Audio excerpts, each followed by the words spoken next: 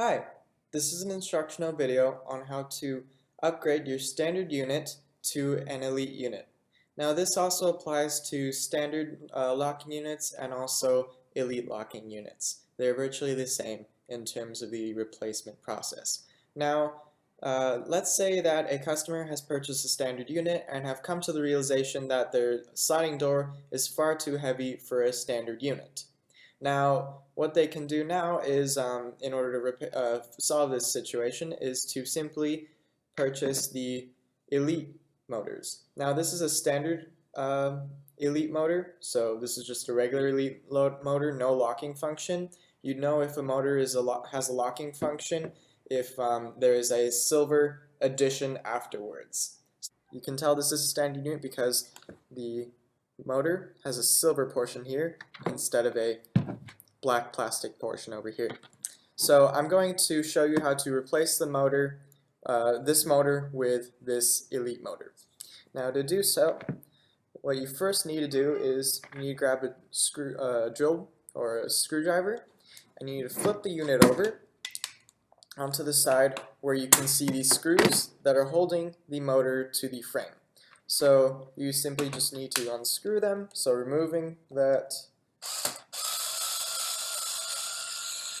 So now that you've taken the screws off of your motor and unit, your motor is free to move around, but almost free to move around. The cable, the power cable that runs power from the motherboard and to the motor, so it will transfer data over, needs to be removed as well, but the cable is pinned underneath the motherboard housing. So what we now do is we grab an Allen wrench, like the ones we provide in our Autoslide kits, and then you go to the motherboard right here, and you'll notice, this is the motherboard casing, you'll notice 4 Allen wrenches, or Allen wrench screws on the sides. You simply just need to unscrew these so that you can remove the motherboard and then therefore take the motor off of the unit.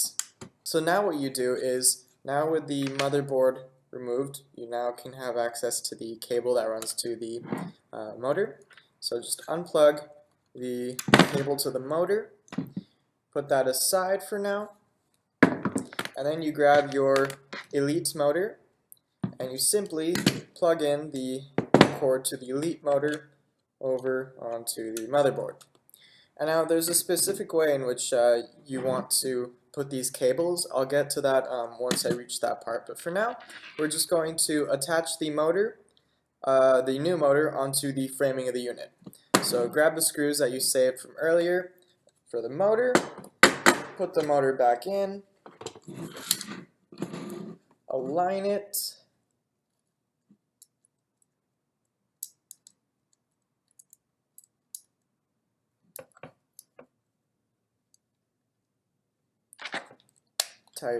tighten it up,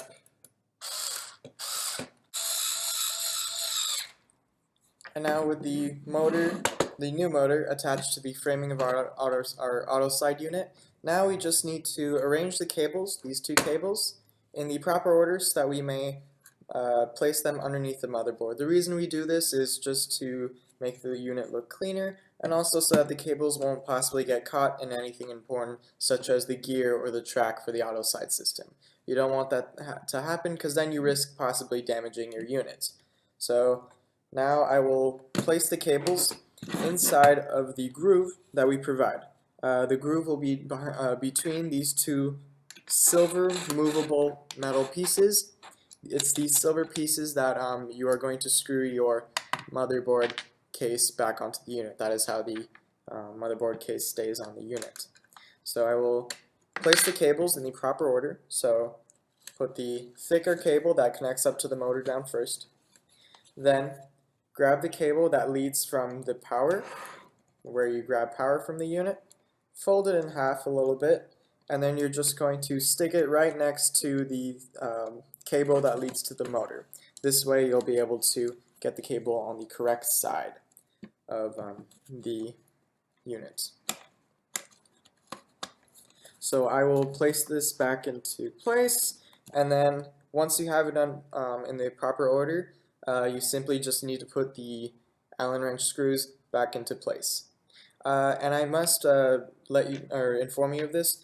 Do be careful about putting the cables back into place because you don't want to accidentally pinch your cables between the framing of the Autoslide unit, so the metal frame, and the plastic motherboard. Because then you might pinch the cable, it'll cut the cable, and then you'll have to deal with warranty parts being shipped back to you.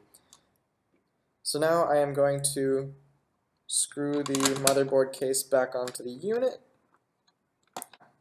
Now that I've showed you how to replace your standard unit to work as an elite unit, I must also inform you. So after upgrading your motor, after contacting us about upgrading your motor, so in the kit that we'll send you, you'll get your new motor, a new motherboard, so the motherboard that is located inside of the casing here.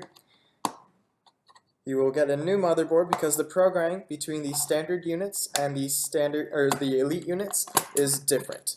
So the last thing you want to do is confuse your unit now with a standard programmed board and an elite programmed motor. So do try not to mix up the boards because the boards look exactly the same because they are. The only difference is they have different programmings in each of them. So now that I've told you that when you get your motor upgrade, you'll get a motor, a new board, and I also must add the battery pack. So this is the battery pack for a standard unit, is completely different for the elites. So the elite battery pack is much thicker. It looks like a laptop battery or power converter, but it is not a laptop power converter. So please do not think you can use your regular laptop to power the unit. I highly recommend it against it.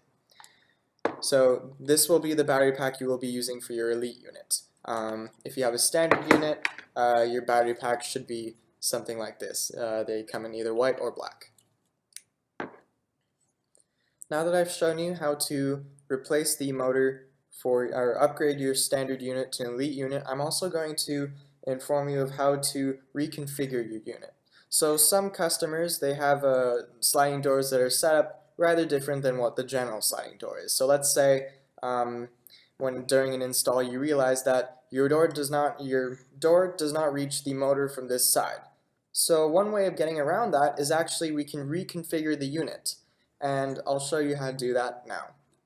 So how you start is, as I've shown you earlier, is to simply unscrew the motor, then remove the motherboard casing, and now what you're going to do is you're going to unplug the cables so that you have a nice clean frame, put everything aside, and then you're going to get to the motor, and using the Allen wrench you were using earlier, you're going to unscrew the gear. So there is a gear over here for the motor. You're going to unscrew it, and then you're going to flip it over, so it's going to be facing this side now.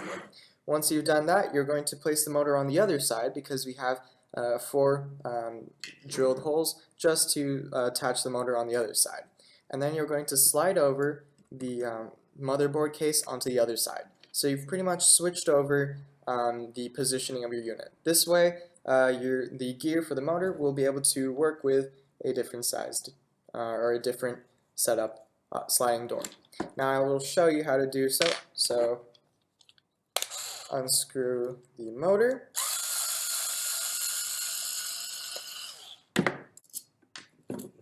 Now the motor's unscrewed. Now I just need to unscrew the motherboard casing. Okay, that's removed. I'm going to unplug all these cables so that they're out of my way, and I'll put this aside for now along with the motor. So now here's our empty Autoslide skeletal framing. What you're going to do now, just so that it's out of the way, is you're going to push over these metal pieces that hold the motherboard onto the frame. Push them aside so they're out of your way for when you're putting the motor in. Now you're going to grab your motor, and before we attach it back onto the unit, we're actually going to unscrew the gear right here. So use the same Allen wrench you were using earlier for unscrewing the motherboard case. Place it on the screw that's attached to the gear.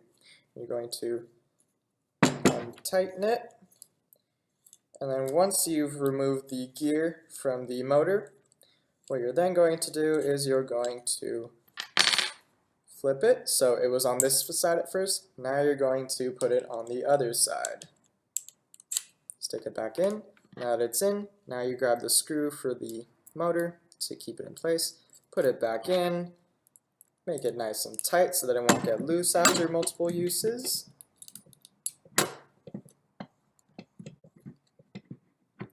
There we go. Now our motor faces the other way.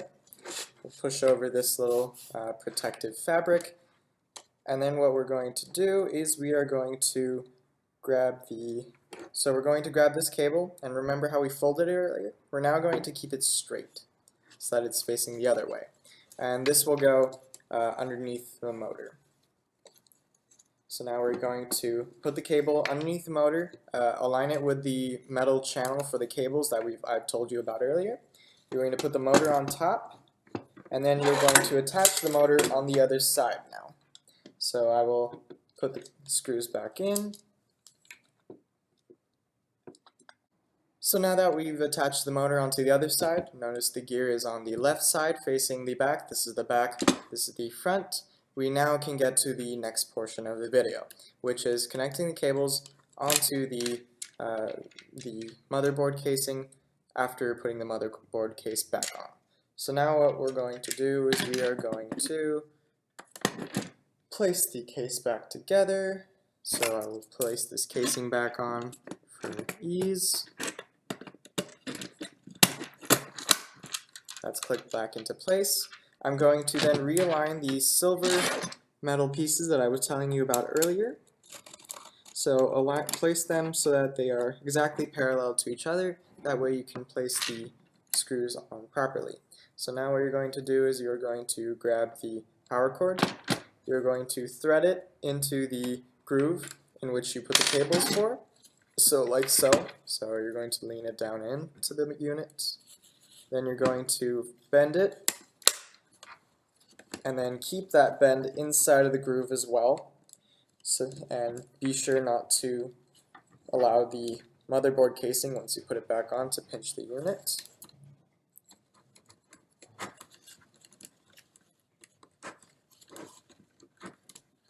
There we go. Now that this is in place, we're going to grab the motherboard casing along with the motherboard. Align up these screws with the metal, tighten it.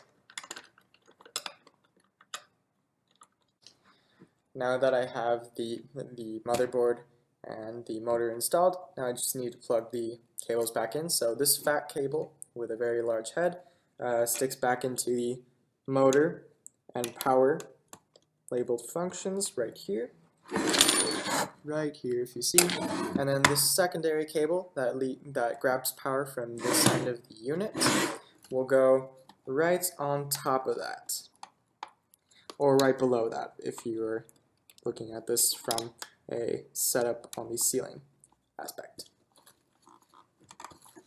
And now that we have our unit put together, this is how your reconfigured unit looks. So now the motor is on this side rather than on this side.